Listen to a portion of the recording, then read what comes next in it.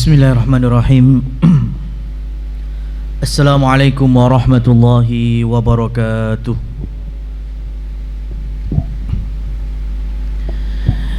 Alhamdulillahi rabbil alamin. Wa bihi nasta'inuhu ala umurid dunya waddin. Asyhadu an la ilaha illallah wahdahu la syarikalah.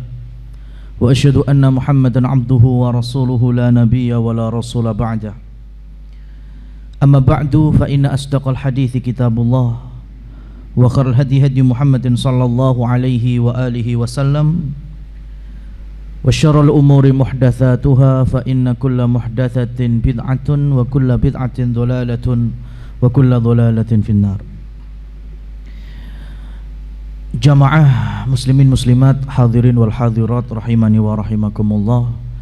Alhamdulillah, segala puji bagi Allah. Pada Ahad kesempatan kali ini kita kembali Allah anugerahkan kesempatan dan tidak pula kita lupakan nikmat kesehatan sehingga bisa berkumpul untuk bermajlis ilmu, di mana hari ini pengalaman saya ngajar aja pekan ini murid saya udah susut separuh ya mas.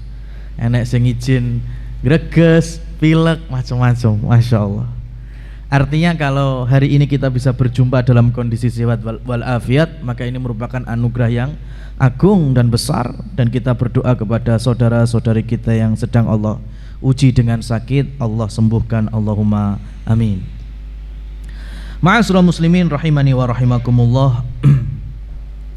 Hari ini kita akan melanjutkan kembali pembahasan dari risalah yang cukup pendek, di mana ini terangkai di dalamnya mukhalafat, beberapa bentuk pelanggaran dalam sisi akidah maupun tauhid.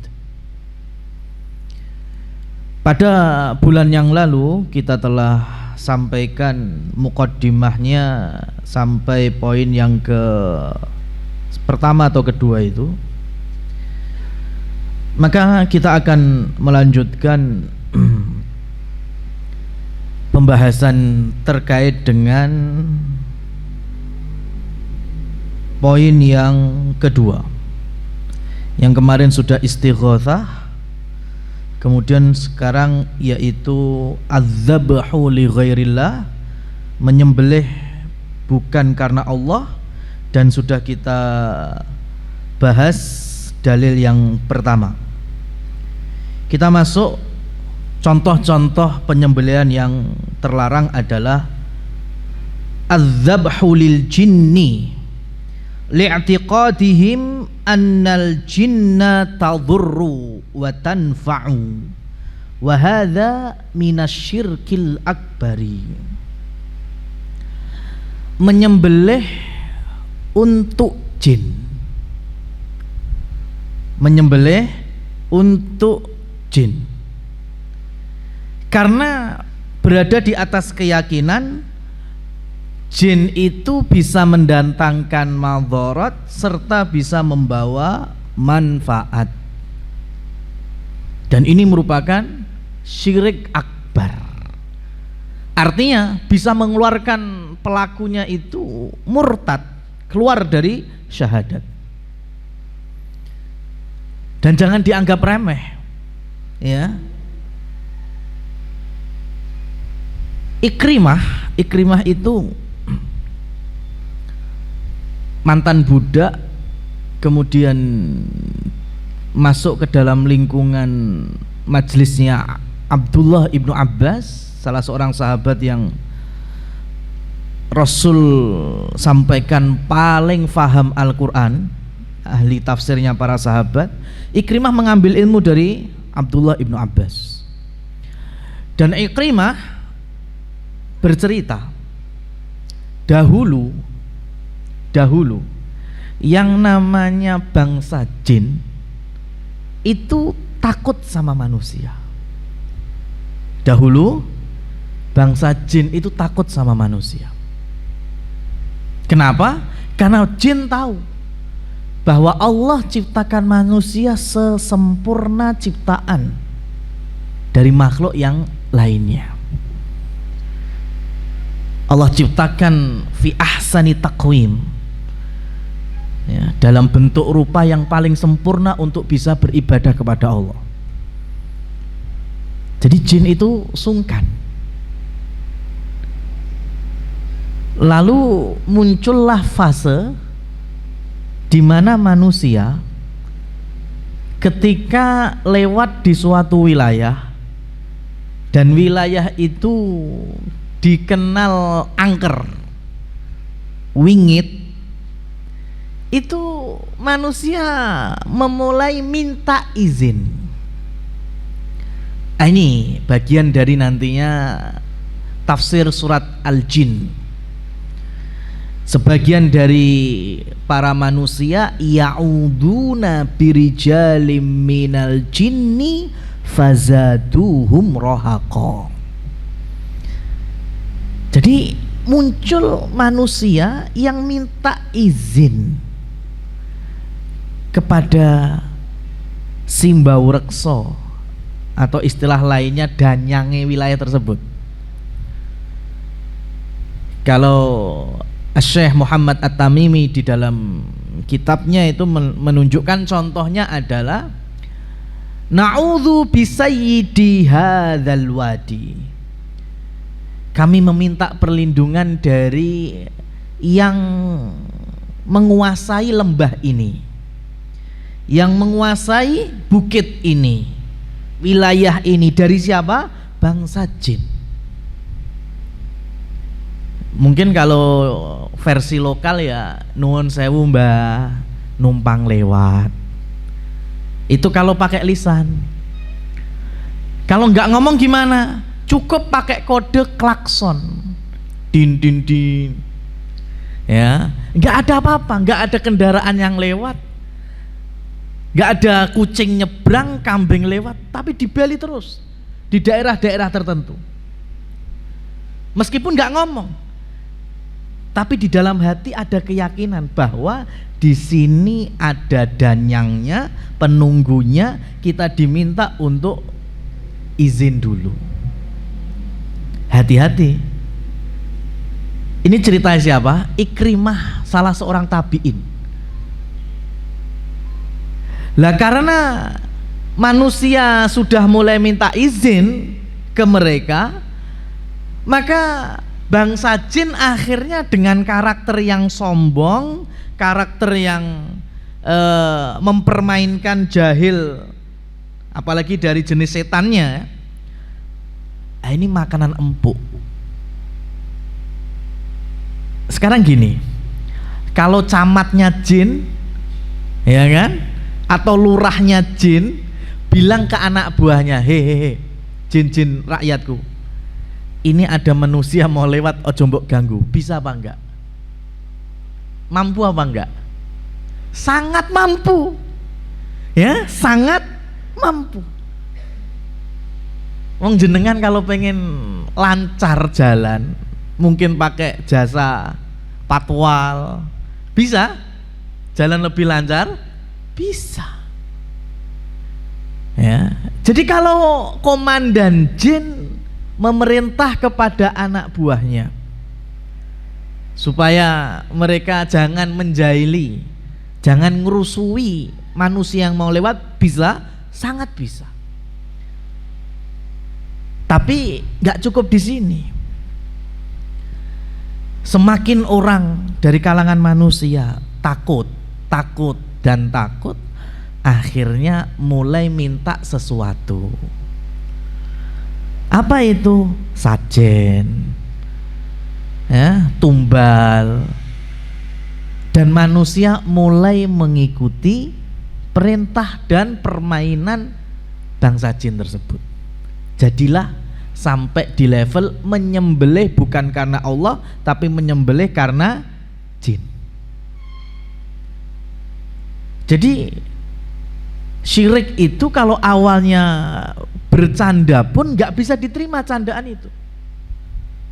Ya, seperti hanya ucapan enggak apa-apa. Ya, kita cuma bilang numpang lewat aja kok. Ya. Itu meskipun remeh tapi punya daya tarik bagi setan, karena setan itu pinter menguasai suasana. Ya, nanti kita akan jelaskan lebih dalam lagi insyaallah. Selain kepada jin, terkadang juga adzabhu ala adrahatil awliya'i ta'ziman lahum, menyembelih di atas makam para wali sebagai penghormatan terhadap mereka. Wah, ini nggak ada bedanya ketika para musyrikin Mekah menyembelih di sisi patung Hubal, di sisi berhala Latta, Uzza. Lah ini nyembelihnya di sisi kuburan orang yang dianggap wali atau yang menurut para pengikutnya mayit yang soleh, yang masih bisa menurunkan manfaat dan menolak madharat. Contoh sembelihan yang lainnya adalah adzabhu inda atabati babil manzilil jadid min ajli irdha'il jinni, menyembelih di depan pintu rumah baru sebagai bentuk menyenangkan bangsa jin.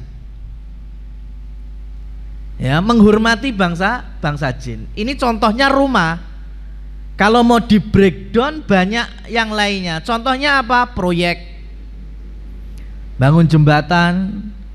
Ya, sebelum dimulai harus ada tumbal kepala kerbau, kepala sapi, kepala kambing, atau bahkan tumbal manusia barang. Watajannubil ma'asi, dan berharap supaya terhindar dari sesuatu yang buruk, musibah yang keyakinannya datang dari siapa? Danyang tersebut.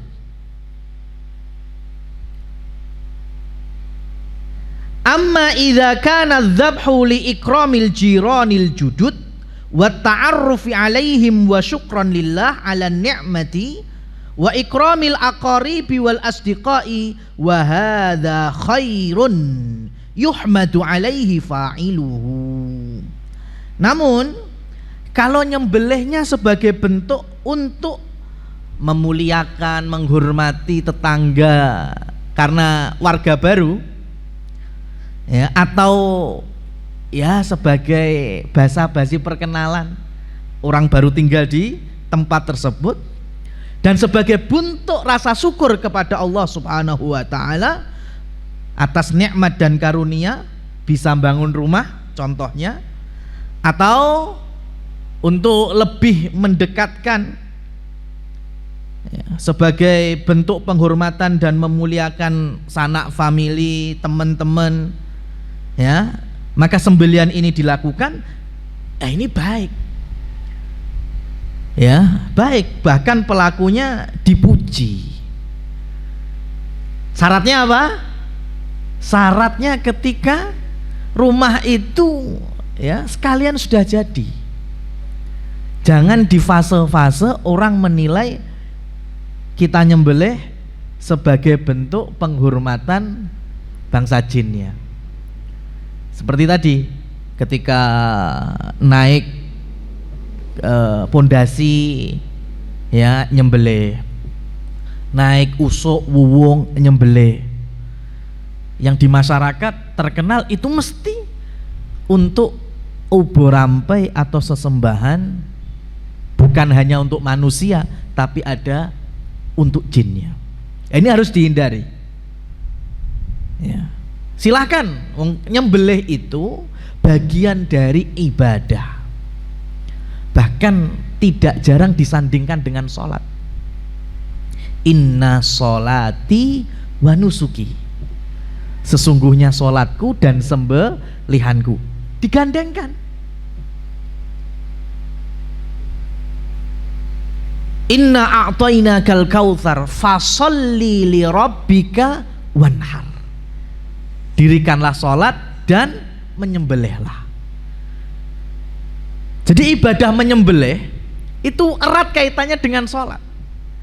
Kalau sholat kita hanya ditujukan kepada Allah, sembelihan juga sama. karena punya keutamaan sholat, ibadah paling utama fisik. Nyembelih berarti kan ada modal apa? Duit beli hewan kurban. Ya. Maka termasuk ibadah yang paling utama dari harta itu menyembelih. Maka dalam fikih Idul Kurban, sunnahnya yang menyembelih adalah yang berkurban. Maka jangan takut-takut. Takut beleh maksudnya ya. Ya, latihan sih lah beleh jago, beleh bebek. Karena sunnahnya demikian. Dari membeli hewan kurbannya, ngopeni sampai hari hanya nyembelihnya itu baiknya sendiri. Apalagi ngopeni dewe. Karena ada apa istilahnya kita emosional, nggak mudah loh. Mulai dari cempe, diopeni, ketemu setahun dibelah apa nggak sedih itu? Ya, saya udah setahun ini lihat bendino ngelihat. Ketika ngerumput lihat, ketika nyombori lihat. Lah kok ketemu Idul Kurban disembelih. Tapi itu bukti ketaatan kita kepada Allah Subhanahu wa taala. Ya, kita besarkan hewan kurban, kita sembelih sendiri sebagai bentuk takorruban, mendekatkan diri kepada Allah Subhanahu wa taala. Maka jangan sampai dicemari dengan noda kesyirikan. Ya, jadi ada sembelihan yang halal, ada sembelihan yang haram. Jangankan nyembelih binatangnya, tempatnya saja kalau dulu bekas perayaan-perayaan kemusyrikan, kita nggak boleh nyembelih di situ. Ya, jangankan binatangnya, kita ngucapkan saya sembelih untuk jin ini, saya nyembelih untuk danyang ini. Orang tempatnya saja harus clean, bersih. Tidak ada track record kalau dulu ini tempat pemujaan ya atau bentuk kesyirikan-kesyirikan yang lainnya. Walakin ba'da nuzuli ahlil baiti fihi la yakunu dzabhu inda atabatil bab au madkhalil baiti alal khususi. Maka hendaknya ketika menyembelih sebagai wujud rasa syukur ya dilakukan setelah penghuni rumah menempati seketok tonggo anyar ya, warga baru, sebagaimana fatwa dari Lajnah Daimah ya, hendaknya tidak melakukan penyembelian di depan pintu atau di sisi pintu atau tempat masuk rumah secara khusus ya. Wa minal akhta'i fi dzalik, di antara kesalahan yang lainnya, tahsisu ba'dul ayyami bidzabhi misli Rajab au lailatu an-nisfi min Sya'bana au yaum Asyura wa ghairuha min ayyamis sanah fahadha minal bid'ah man amila amalan laisa alaihi amruna fahuwa raddun fa idza kana tahsisu biduni dalilin fahuwa min muhdatsatil umuri. Dan mengkhususkan hari dalam penyembelihan kalau tidak ada dalilnya. Ma'asyiral muslimin wal muslimat rahimani wa rahimakumullah. Dalam kitab Bada'iul Fawaid, Imam Ibnul Qayyim Al-Jauziyah menyebutkan, beliau mempreteli istiqomahnya setan, iblis dalam menggoda anak cucu Adam, kita semuanya. Artinya langkah-langkah iblis tidak akan keluar dari yang disebutkan oleh Imam Ibnul Qayyim Al-Jauziyah. Berarti pasti mengitari kita, iya. Cuma kita faham atau tidak. Makanya fungsinya berilmu itu ketika kita sadar, oh kita sedang digoda dengan langkah yang ini, langkah yang itu. Kata Imam Ibnul Qayyim Al-Jauziyah, langkah yang pertama adalah minasyarri ay al-kufr, yaitu keburukan kekufuran, dibikin syirik. Ya, seperti ini tadi, istighotsah, meminta bantuan kepada bangsa jin, menyembelih untuk jin, ya, menyebar kembang di perapatan di hari-hari tertentu. Itu langkah pertama jin itu. Setan maksudnya, baik dari bangsa jin maupun dari bangsa manusia. Itu awalnya gitu. Langkah yang pertama mesti bikin syirik. Maka yang paling mudah tergoda siapa? Yang nggak punya ilmu, yang hanya ikut-ikutan, nggak paham dia. Ya. Maka hati-hati jamaah yang dirahmati Allah Subhanahu wa taala. Orang semacam ini, ya, kalau memang berangkat dari ketidaktahuan, monggo dirangkul, dikasih tahu, didakwai. Kenapa? Karena kita masih punya PR. Orang semacam ini kalau kita dakwai, sadar, kita seneng, alhamdulillah. Tapi masih punya PR, setan tidak mungkin diem. Ya, ini beberapa pengalaman di salah satu kantor BUMN di bagian pertanian dan perkebunan, yang mana setiap ada pengolahan produk itu harus ada tumbal das kebu. Itu udah lazim. Sampai kemudian kita dipersilahkan masuk di instansi tersebut, kita ngisi taklim. Dan pesannya dari beberapa saudara kita, tembak dari sudut tauhid dan syirik. Akhirnya sampai juga di situ, Mas. Ya, sampai juga di situ. Maka kepala bagiannya kemudian mulai sadar, alhamdulillah. Sampai teken kontrak, bikin peraturan, musim depan ketika kita mengolah produk jangan make tumbal.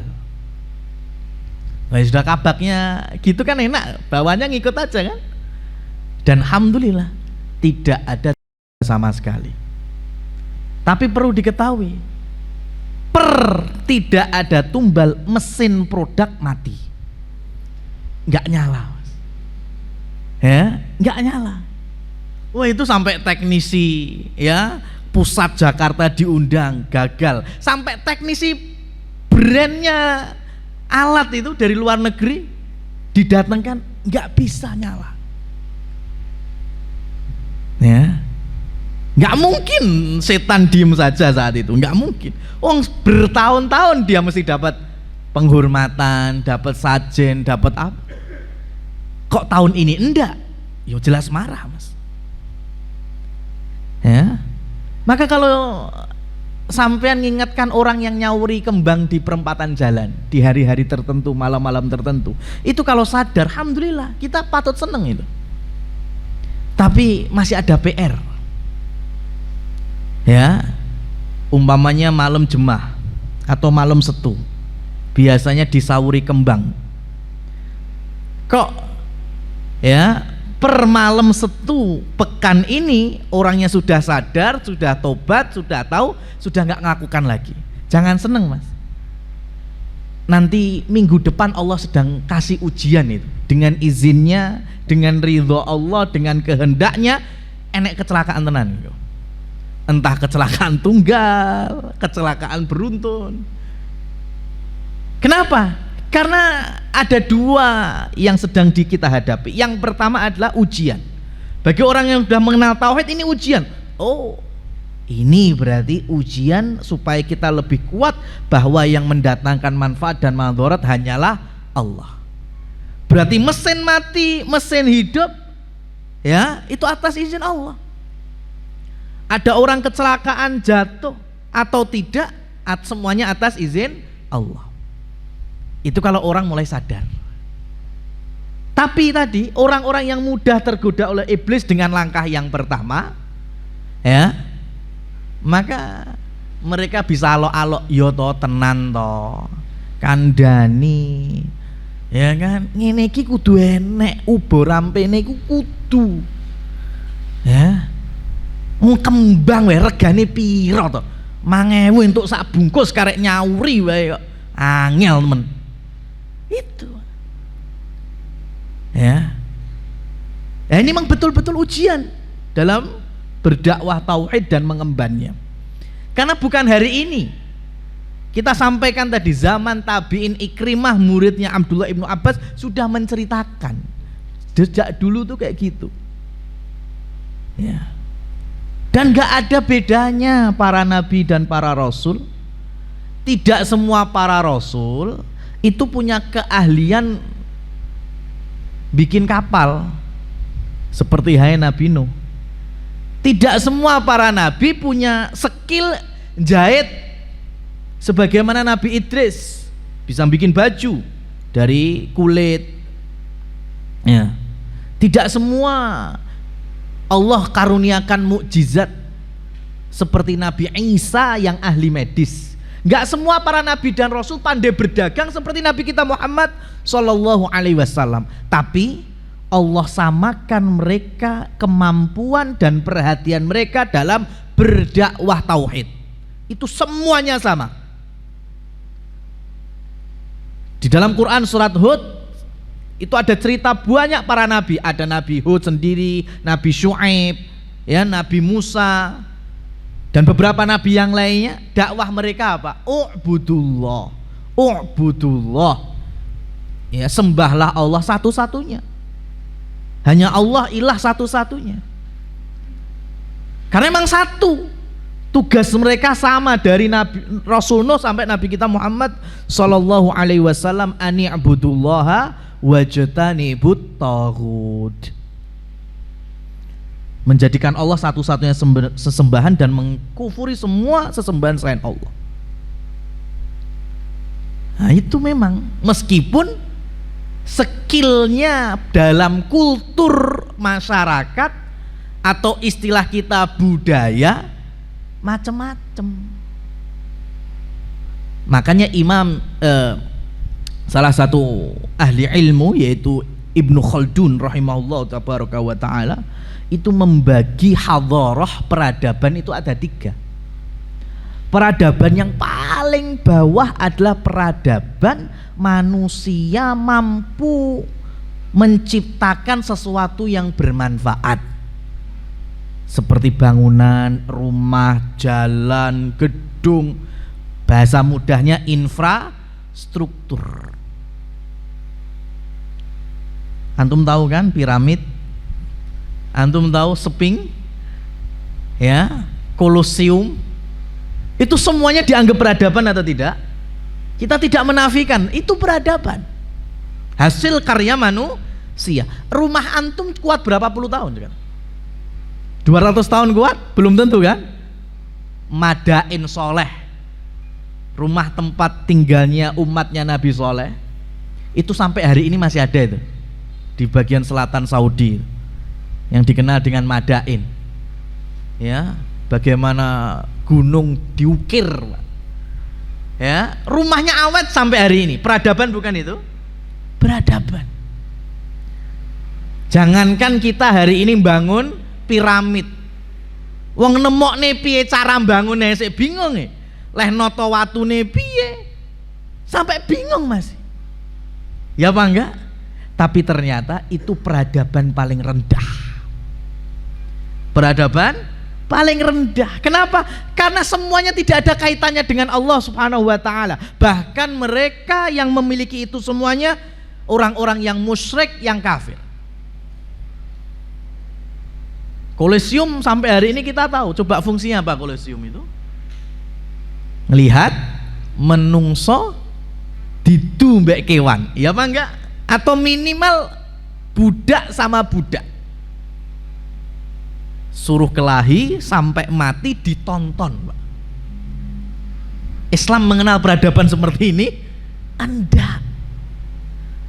Maka kata Imam Ibnu Khaldun naik yang kedua ada peradaban memanusiakan manusia.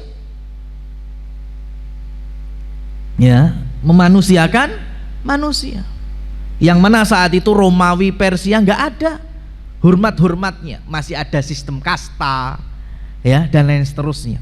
Dan Islam sampai yang pertama yang paling tinggi peradaban itu adalah bagaimana manusia punya kenal dan punya cinta pengetahuan terhadap sang penciptanya dan yang mengaturnya itu Allah Subhanahu wa ta'ala. Itu peradaban tertinggi. Faham maksud saya? Jadi kalau sekarang peradaban nomor 1 kok dibenturkan dengan peradaban kur nomor 3, yo gak level, Mas. Bisa dipahami ya? Peradaban orang beriman itu peradaban yang paling tinggi, yang sampai kenal antara hamba kepada Rabb-nya. Itu peradaban paling sempurna. Lah kok dibenturkan hanya terkait dengan budaya, leluhur, adat, ya? Yo nggak level. Jadi kalau suruh milih mana? Yo jelas milih yang pertama. Ya, milih yang pertama. Nah, nanti dibilang anti persatuan, radikalisme, anti budaya. Lo yang bilang seperti itu kadang ramudeng budaya, Mas. Ya kan? Kita ini entah tidak amanah terhadap ilmu atau emang tidak berilmu. Contoh gambarannya yang Candi Borobudur itu yang bangun kan nasabnya sama dengan yang bangun Prambanan, sama-sama Wangsa Sailendra, ya bang ya? Wangsa Sailendra bangun Borobudur dalam kondisi dia menganut keyakinan Buddha, ya. Tapi Prambanan itu candi Hindu. Kenapa? Karena memang saat itu Wangsa Sailendra ini bahasa keyakinan kan, murtad dari Buddha, mu'alaf Hindu. Ini bahasanya loh ya, bahasanya. Ya, murtad dari Buddha, mu'alaf Hindu. Tapi karena sosoknya seneng mendekatkan diri dengan Tuhan-Tuhannya, maka yang bikin candi. Jadilah Prambanan. Tapi kan nggak pernah ada yang ngecap Wangsa Sailendra radikalisme dengan Budanya, ya, mempermainkan Hindunya, nggak ada kan. Tapi kalau Islam gesek titik we, masya Allah, langsung dicap rono rene. Ya. Bahkan penamaan aja kadang kita juga nggak berilmu.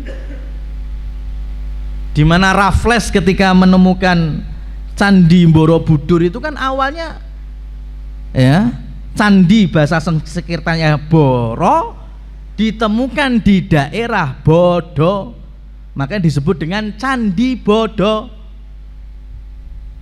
Kemudian aksen Belanda dan sampai di hari ini jadilah Borobudur. Artinya Boro Bodo. Boro itu candi, Bodo tempatnya. Maka dalam sejarah klasik Jawa ada pemuda yang datang dari daerah Bodo dikenal dengan Joko Bodo, bukan Joko Bodo, Mas. Ampen salah lah ngomong, makanya ora pinter-pinter Jokone, ya kan? Joko Bodo, bukan Joko Bodo. Ya, Joko pemuda yang datang dari Bodo. Kaya dene ada Joko datang dari daerah Tingkir, sebutannya Joko Tingkir, kan biasa. Menisbatkan kepada suatu daerah biasa. Ya. Ada Sunan kok datangnya kiprahnya di daerah Surabaya Ampel, jadilah Sunan Ampel. Di sini juga ada yang wilayahnya Muria dikenal Sunan Muria. Selesai kan? Ya. Nah ini kita ini dihadapkan dengan langkah iblis yang pertama, yaitu langsung dengan kemusyrikan. Tapi kalau kita sudah mulai mengenal Jangan ngerasa aman. Karena setan tidak kalah langkah. Mereka masuk langkah yang kedua, poin yang tadi kita sebutkan. Apa itu? Setan tidak mengenalkan mas, jangan durhaka aja sama orang tua. Mas, korupsi aja, maling aja. Ya. Mas, makan makanan atau minum-minum yang ini enak ini, meskipun haram. Setan gak mungkin menggoda dengan fase yang ini bagi orang-orang yang sudah mengenal ilmu. Kenapa? Karena tahu ini kemungkaran, ini maksiat. Nggak usah pakai dalil, namanya durhaka sama orang tua, itu semuanya orang tahu itu kezoliman. Ngapusi, nipu, korupsi, maling, nggak usah pakai dalil, kita semuanya tahu kuwi babakan ora becik. Tapi kata Imam Ibnul Qayyim Al-Jauziyah, langkah yang kedua yaitu minasyarri an yaf'alal bid'ah, yaitu keburukan melakukan amalan-amalan yang tidak ada contohnya dari Rasulullah Shallallahu Alaihi Wasallam, yang biasa kita kenal dengan perkara bid'ah.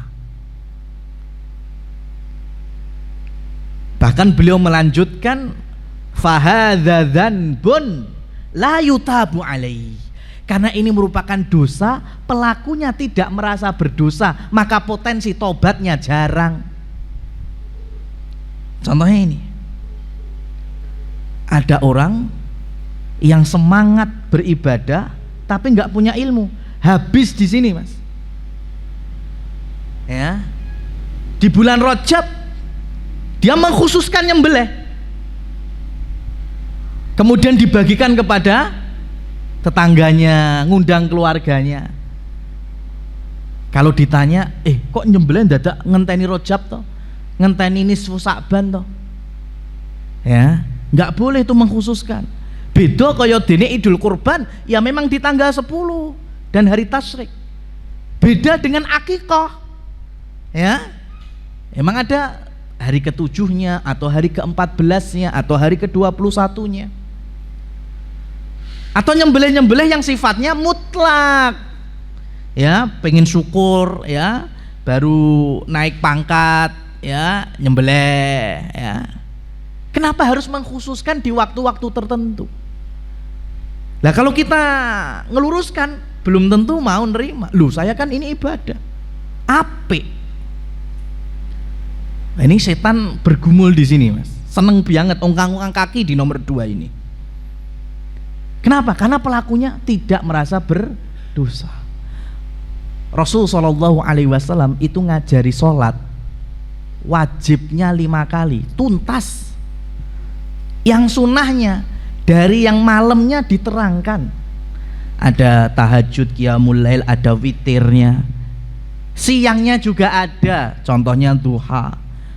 Sunnah rawatib yang mengitari dan mengelilingi sholat wajib juga ada dijelaskan. Sampai ada sholat seperti hanya istikharah, sholat sunnah habis wudhu, sholat sunnah mutlak. Itu sudah dijelaskan semuanya. Tapi berangkat dari godaan setan, sebagian dari manusia kurang puas mas. Akhirnya gawe sholat dewe. Enek sholat raghaib, sholat Rebu Wekasan. Sejak kapan Rasul tahu Rebu Wekasan itu dari mana? Ya, Rasul dengan kemuliaannya menjadi Rasul penutup ya para nabi dan utusan Allah, sudah sempurna syariatnya. Rasul nggak tahu kalender Paing Kliwon Wage, itu nggak tahu. Maka mana mungkin Rasul ngajari sholat Rebu Wekasan, sholat sunnah raghaib di bulan Rajab ini biasanya ya, atau nanti sholat nisfu Sa'ban sampai 1000 rakaat ya. Nah itu jamaah yang dirahmati Allah Subhanahu wa ta'ala. Kalau kita ngoreksi ya, betulkan, belum tentu mau loh. Mas, aku ki sholat, sholat kok mbok penging. Sholat kan ibadah. Nah, padahal itu tadi setan aslinya, iblis. Puasa, semoga Allah sampaikan kita sampai menemui Ramadan, Allahumma amin. Tahun ini nggak wajibnya sudah dijelaskan, puasa Ramadan. Puasa sunnah dari yang setahun ada Arafah, apalagi Muharram, apalagi Syawal, kan setahun pisan itu kan. Yang bulanan ada 3 hari setiap pertengahan bulan Qamariyah atau Hijriyah, puasa Ayyamul Bid. Yang mingguan juga sudah ada sifatnya pekanan, puasa apa? Senin Kemis. Kalau masih sanggup silahkan puasa mentok, puasa sunnah sebagaimana puasanya Nabi Daud, sehari puasa sehari berbuka. Sudah jelas bangga ini? Oh, ini kalau istiqomah aja udah Masya Allah. Tapi sebagian kita masih ada yang kurang puas, akhirnya ngikuti iblis tadi. Digodanya bukan maksiat, bukan. Digodanya bukan suruh ke tempat-tempat yang haram, enggak. Di rumah, di masjid, ya, melakukan ibadah yang pada hakikatnya itu bukan ibadah. Bikin puasa baru, poso ngidang, poso ngrowot, poso mutih, poso wetonku, wetone bojoku, wetone maratuwaku, wetone tanggaku, sak kampung diwetoni kabeh. Ya kan? Hati-hati. Ini kalau kita luruskan belum tentu nerima. Kenapa? Karena kan saya puasa. Puasa kan ibadah. Nah, sukses sekali iblis di langkah ini. Sukses. Betul itu. Ya, berhasil. Buktinya sampai hari ini malaikat Jibril dari langit ke-7 tuh ngajari Nabi Muhammad, ngajari kepada para sahabat kaum muslimin muslimat bagaimana mengucapkan salam kepada Rasul, bagaimana mengucapkan sholawat kepada Rasul. Rasul ajarkan yang paling mulia sholawat di tahiyat kita Ibrahimiyah itu. Tapi yang paling ringkes pun juga diajarkan oleh Nabi. Ketika disebutkan namanya, maka kita mengucapkan sallallahu alaihi wasallam. Ringkes, mudah, hafal semuanya. Ini kalau kita lakukan niat ikhlas kepada Allah, ya, ngikuti apa yang diajarkan, jadi ibadah. Tapi mohon maaf, ada lagi yang masih kurang, Pak. Akhirnya nggawe sholawat made in dewe-dewe. Enek sholawat Nariyah, sholawat Badrutim, ya, sholawat macam-macam. Apalagi dengan adanya iringan musik, tambah sholawat versi reggae, versi keroncong, dangdut, macam-macam. La haula wala quwata illa billah. Antum luruskan, weh mencak-mencak. Lu aku ki sholawat kok. Aku ki ibadah. Nah, ini orang kalau sudah tahu, oh ini langkah kedua iblis ini. Ya, ini langkah keduanya. Memanipulasi, menyampuli sesuatu yang seakan-akan itu ibadah padahal itu jauh dari ibadah. Ya. Itu produk iblis. Maka kalau kita perhatikan semua sembelihan yang bukan karena Allah, maka potensi keharamannya itu sangat jelas. Paling banter masuk ke godaan iblis yang pertama sampai syirik, untuk jin, untuk danyang, untuk siapa saja selain Allah Subhanahu wa taala. Bahkan nyembelih untuk Jibril nggak boleh, nyembelih untuk Nabi Muhammad juga nggak boleh. Ya. Bahkan kita menyembelih tanpa mengucapkan asma Allah, terhitung sembelihannya bangkai. Nah, kalau nyembelih kok dikhususkan di waktu-waktu tertentu, minim masuk tadi godaan iblis yang nomor 2, yaitu perkara yang tidak ada contohnya dari Rasulullah Shallallahu Alaihi Wasallam. nyembelih di bulan Rajab, di bulan Sa'ban, di bulan 10 Muharram, ya, atau di hari-hari tertentu selama setahun dengan niat khusus kalau itu ibadah. Padahal tidak ada contohnya. Wa minal akhta' ma yaqa'u fi ba'dil qura. Ya, di antara kesalahan berikutnya yang terjadi beberapa wilayah atau kampung, min dzabhil abqari, yaitu menyembelih sapi li ghardil istisqa, dengan tujuan agar turun hujan. Fayaduruna bil abqari haulal jibal wal audiyati wa ba'da dzalika yadbahuna wahidatan minha. Qala Ibnu Baz rahimahullah, fahadza bid'atun munkarah. Nah, ini maka ada ya seekor sapi atau beberapa ya digiring ya di suatu gunung atau lembah, kemudian diantaranya salah satunya atau sebagiannya disembelih di tempat itu dengan tujuan apa? Supaya turun hujan. Maka dalam riwayat Muslim dan yang lainnya, Rasul Shallallahu Alaihi Wasallam bersabda, arbaun min amril jahiliyah, ada 4 perkara jahiliyah yang mana senantiasa umatnya Nabi saja itu masih melakukan. Di antaranya yaitu al istisqa bin nujum, minta hujan tapi melalui perantara astrologi, perbintangan yang syirik. Nanti kita akan masuk perbintangan ya di poin selanjutnya. Ya, jadi hati-hati, minta hujan ya kepada Allah sampai ada sholat istisqa. Kenapa? Karena ada ritual-ritual yang berbau kesyirikan. Lah hari ini anak-anak muda mengalami hal itu. Ya, njaluk nyeluke langit bukan Allah.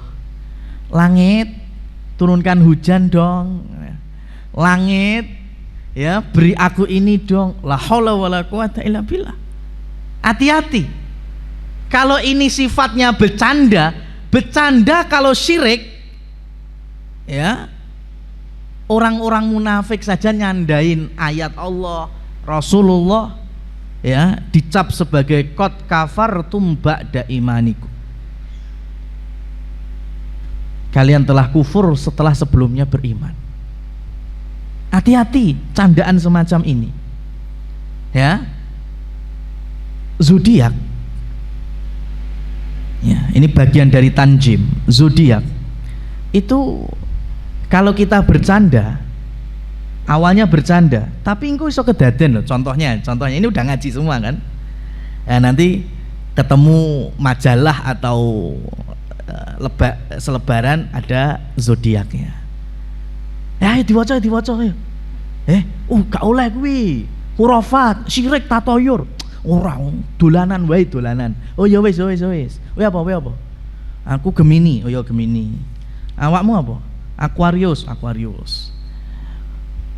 Pekan ini rezeki seret.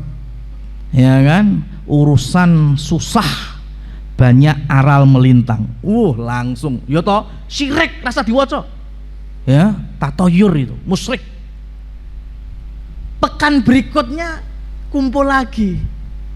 Ya kan? Kumpul lagi. Ada zodiak lagi. Diwaca ya.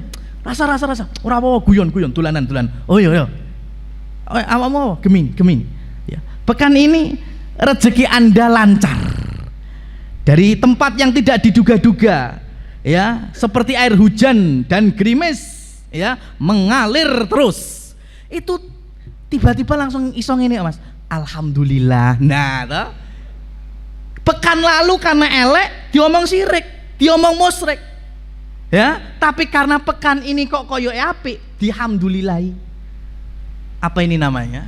Sama, Mas.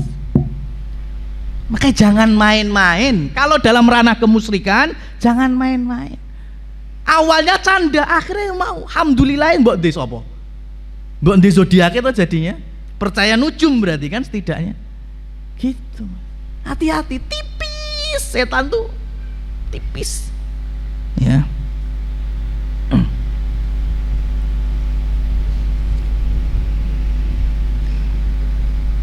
Maka Syekh bin Baz di sini mengatakan menyembelih hewan kurban tapi diniatkan untuk sesuatu, ya, penunggu wadi atau lembah, bagian dari bid'ah yang mungkaroh. Wa minal akhta'i aidon, di antara kesalahan dalam menyembelih, nahrul ibili inda liqa'il muluki awil mu'addimin ta'dhiman lahum. Ya, menyembelih karena bertemu raja atau pemimpin atau pejabat sebagai bentuk penghormatan mereka. Contohnya apa? Ya memang ketika sudah datang itu disembelih di depannya. Ini biasanya ada upacara-upacara beberapa ya bukan kepercayaan muslimin muslimat, ya, bukan dari Islam. Masih ada beberapa suku pedalaman yang ketika ada kepala sukunya atau yang diagungkan datang, itu nyembelih di hadapannya sebagai bentuk apa? Penghormatan. Oh, ini bagian dari syirik, ya, bagian dari syirik. Tapi kalau kita nyembelih karena wujud syukur, mertua datang, ya kan, atau orang tua datang, bentuk syukur, ya Allah, ya, akhirnya mertua datang ke rumah, kangen cucunya, pengen jamu apa, enaknya jago, yang beli jago akhirnya, ya. Maka ini tidak apa-apa, karena nyembelihnya kan nggak mungkin ngarep morot. Ya, nyembelihnya di tempat sembelihan atau di belakang rumah, bismillah, Allahu Akbar mamanya. Dah, itu wujud dari syukur. Ini mubah, ini boleh. Tapi kalau memang dikhususkan, sebagaimana para dukun, itu salah satu kalau pengen cepet makbul hajatnya, mesti paling ringkes yaitu dengan cara menyembelih ayam cemani atau bentuk-bentuk apa yang aneh-aneh dan lain seterusnya, ya. Maka di sini Syekh bin Baz mengatakan fahadza syirkun, ini syirik, li'annahu dzabaha li ghairillah, karena sesungguhnya orang tersebut menyembelih bukan karena Allah. Fayadkhulu fi umumi qaulihi ta'ala, maka masuk ke dalam keumuman ayat, ya, sebagaimana yang telah kita sampaikan kemarin, dan juga dalam hadis la'anallah man dzabaha li ghairillah. Wa ma uhilla bihi li ghairillah, dalam surat Al-Maidah juga ada, dalam surat Al-Baqarah 173 juga ada, wa hadza nahruha indal kubur tadhkiran bijudi ahliha wa karamiha fahadza min amalil jahiliyah wa huwa munkarun la yajuzu lianna Rasulullah sallallahu alaihi wasallam qala la aqra fil Islam, tidak ada sembelihan untuk dijadikan sebagai penghormatan atau sajen dalam Islam, ya, karena pengorbanan itu hanya untuk Allah Subhanahu wa taala. Ya. Di tengah, ya, musim pandemi ini atau setelah berakhirnya PPKM level 3 di Solo, saya itu sempat masuk salah satu mall, di mana di salah satu standnya itu ada gerai atau, ya, tempat untuk jualan, ada kalung sama gelang, dan itu dikerumunin, baik itu yang muda ataupun yang sudah tua-tua. Saya penasaran, saya ngelihat ternyata kalung yang di display itu dijual, itu ada di kalungnya atau di gelangnya itu ada beberapa bentuk, ya, yang mengitari, itu ada icon-icon tertentu, ada warna-warninya, ada yang merah, hijau, kuning, macam-macam, atau ada gambar ini, gambar itu gitu. Lah, terus ada captionnya, ya, ada captionnya. Jadi kalau nanti kita pakai, Anda memakainya, kalau muncul warna merah berarti Anda sedang bahagia. Ya, kalau nanti warna ini, oh berarti kesehatan Anda sedang terganggu. Kalau mamanya warna ini, oh hati-hati, mesti ada sesuatu yang akan memaldorotkan Anda, ada suatu keburukan. Dan itu cukup laris selama kurang lebih saya lihat di situ tuh ono wae sing tuku. Dan saya punya penilaian yang beli ya Muslim. Nah, ini bahaya sekali. Kalau sampai dia meyakini kalung itu, ya kan berusaha mesti kudu muncul sing werna yang ada bahagianya itu. Kalau sampai dipakai kemudian warna yang mendominasi ternyata warna yang membawa kebahagiaan, oh itu mesti tawakalnya berubah, husnudzon billahnya juga berubah. Wis nganggo kalung iki bahagia, bahagia. Hati-hati. Ya, ini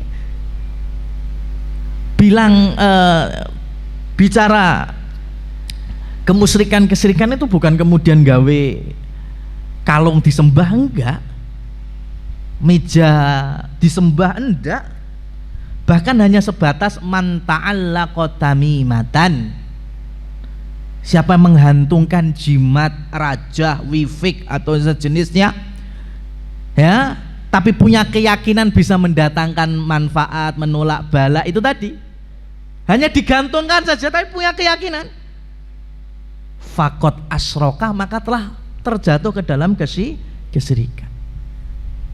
Coba ini mainan loh, ini sepele sekali tuh, sepele sekali. Ya. Maka dahulu ada dari saudara kita yang kajian tanya, saat itu kalau nggak salah menceritakan kerjaannya itu masinis, punya kerjaan masinis, ngaji seperti ini, sampai di bab seperti ini, kemudian bertanya, Ustadz saya mau bertanya, kalau kita ini selaku sopir sepur melewati jembatan-jembatan tertentu, ya, atau wilayah-wilayah tertentu, itu memang harus ngelakson, dan klaksonnya itu memang untuk itu tadi yang sudah dijelaskan tadi. Tapi masalahnya itu SOP. Ya, jadi kalau kita tidak, mesti konangan masalah. Terus bagaimana? Nah, itu jawabnya kan enak-enak enak, Mas. Ya, jawab enak kenapa? Kan udah jelas, Mas. Mohon maaf. Kalau kaitannya ini ketauhidan dan kesyirikan, lah kok mbok bandingi dengan pekerjaan, ya jelas gak level. Agama dengan dunia ya gak level lah. Masa tauhid kita kepada Allah hanya ya dengan alasan untuk mencari sesuap nasi, itu kan jawaban enaknya lah. Jawaban gak enak ya bingung, kok terus lek reason terus piye lah, itu kan jawab gak enak saya. Ya harus dibesarkan hatinya, ya diberikan doa-doa istiqomah, tapi itu terjadi. Makanya kan ada kisah driver online Grab car, tapi ikut kajian. Itu ketika lewat tempat-tempat yang wingit, konsumennya bilang, ya kan, mas bel, ya kan, tolong dibel. Enggak mas, dibel mas, ya, kita harus menghormatinya. Enggak gini ya. Tapi konsumennya wong jenenge wong kaya ngono iki terkadang sebagian akalnya hilang, tapi sebagian akal liciknya main. Akhirnya dibuka jendela belakangnya, ngebel nganggo cangkeme dhewe, Mas. Din ngono. La haula wala quwata illa billah. Ya, sampai segitunya, berarti kan ada keyakinan itu. Ya, nggak mungkin nggak ada keyakinan kalau sampai segitunya. Ya. Jadi sangat lumrah di sekitar kita itu sesuatu yang mungkin itu hal biasa, bercanda, tapi syariat menilainya itu bukan lagi dosa, itu bahkan dosa besar. Karena mau syirik kecil itu pun kategorinya tetap dosa besar.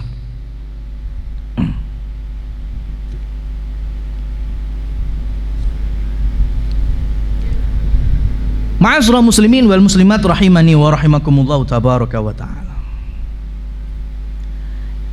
Yang berikutnya, yang ketiga, yaitu al-khauf min ghairillah. Penyimpangan akidah berikutnya yaitu takut tapi bukan karena Allah. Ya. Ini masih masuk godaan iblis yang nomor 2 ini. Ya, yang nomor 2. Karena nanti yang ketiganya sudah masuk dosa-dosa besar, Mas.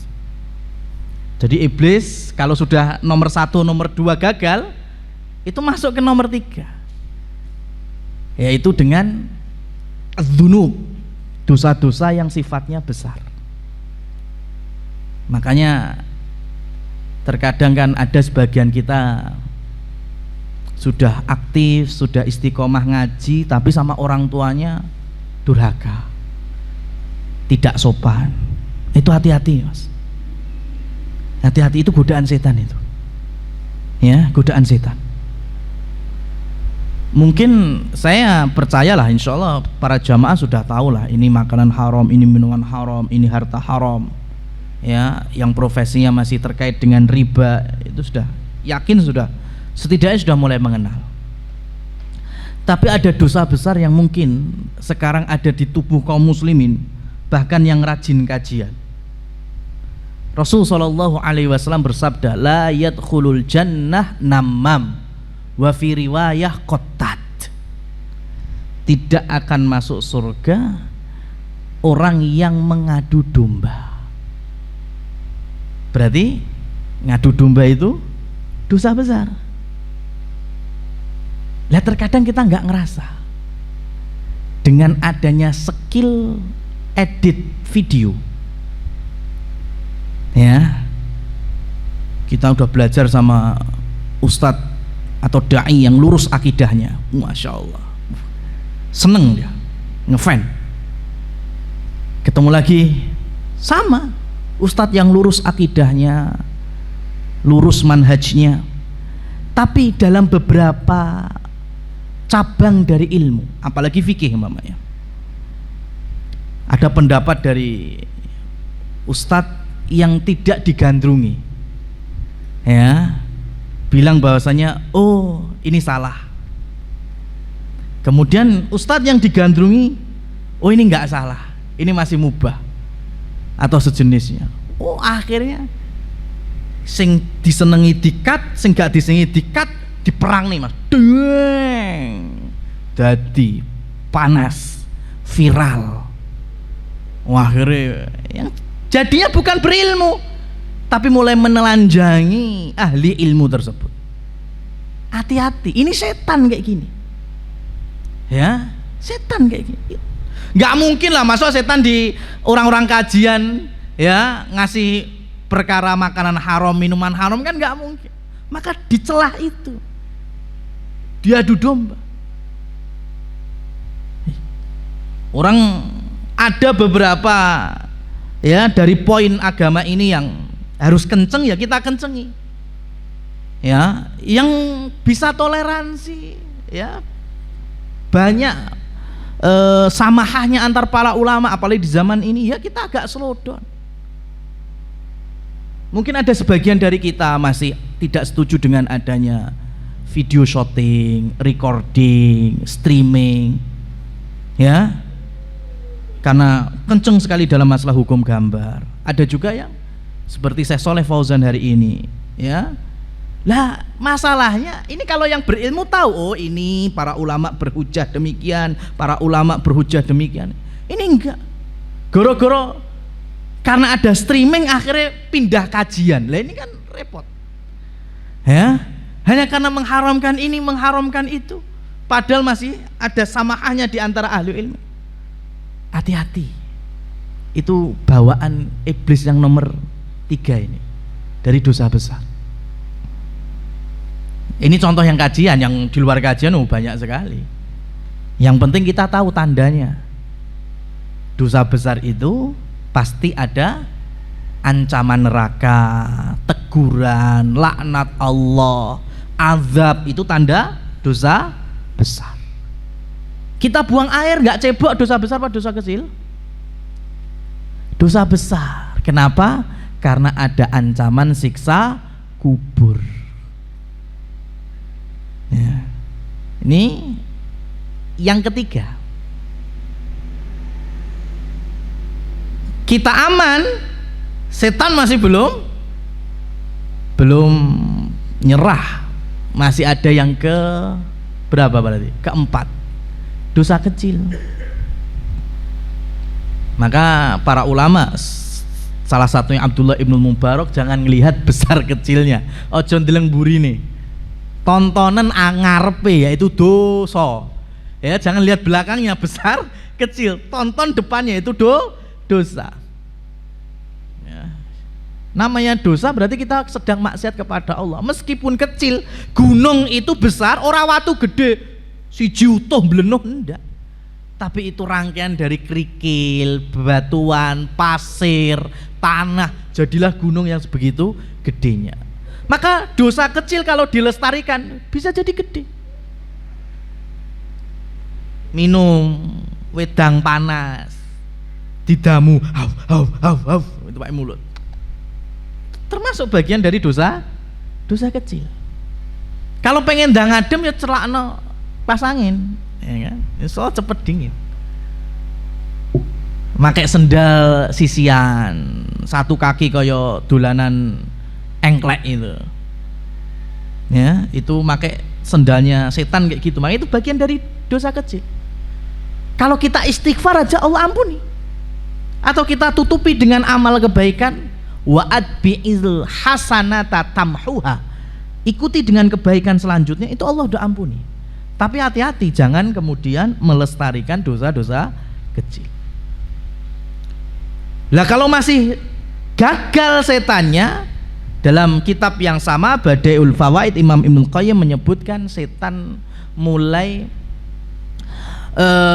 menyibukkan insyghalihi bil mubahat, disibukkan dengan perkara yang mubah.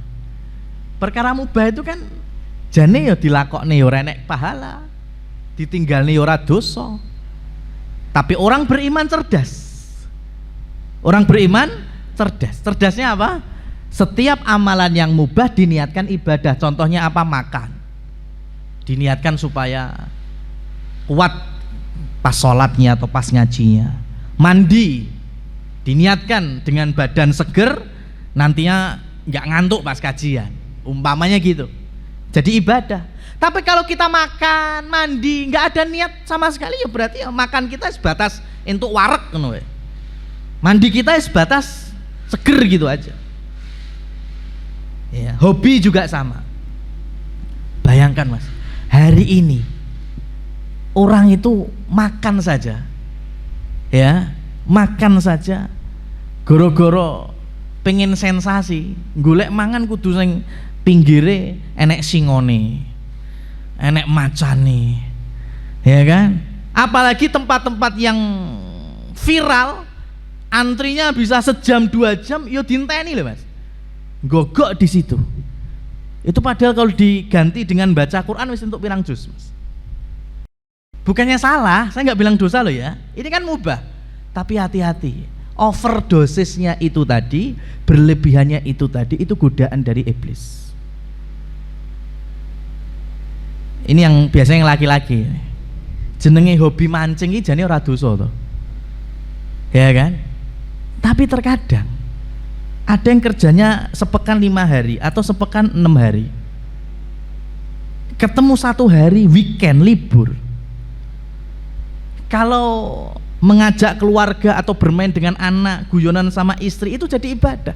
Tapi enggak, budal mancing meruput subuh, bali mancing isak loh mas. Masya Allah, ya, itu hati-hati. Itu bagian dari, silahkan kalau mancing budal bar subuh jam 09.00 bali dolanan be anak-anak itu bagus mas. Ya, ini nggak dirasa, itu overdosisnya kita loh. Perkara-perkara yang mubah, ya, itu nanti lambat laun menjadi suatu kebiasaan buruk dan itu hasil dari iblis.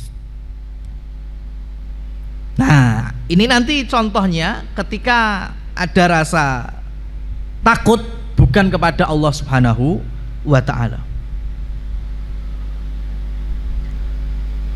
Qala Allah Ta'ala innama dzalikumus syaitanu yukhawwifu awliya'ahu fala takhafuhum wa khafuni in kuntum mu'minin, dalam surat Ali Imran.